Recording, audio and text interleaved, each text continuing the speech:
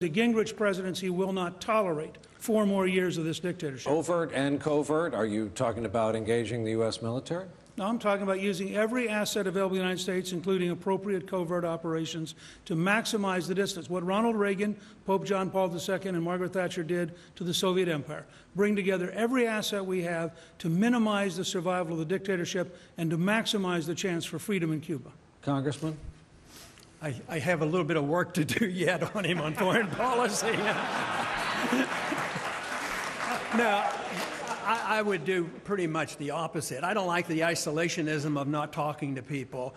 I was drafted in 1962 at the height of the Cold War when the missiles were in Cuba. And the Cold War is over. And I think we propped up Castro for 40-some years because we put on these sanctions, and this only used us as the scapegoat. He could always say anything wrong, it's the United States' fault. But I think it's time to quit this isolation business of not talking to people.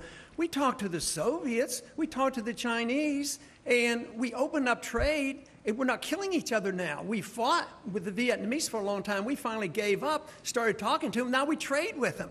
I don't know why the Cuban people should be so intimidated. Brad, I don't know where you get this assumption that all of a sudden all the Cubans that come over here, I would thought they were going to celebrate and they're going to have a lot more freedom if we would only open up our doors and say, we want to talk to you and trade with you and come visit. Sometimes they can't even send packages down there. I think we're living in the dark ages when we can't even talk to the Cuban people. I think it's not 1962 anymore, and we don't have to use force and intimidation and overthrow in governments. I just don't think that's going to work.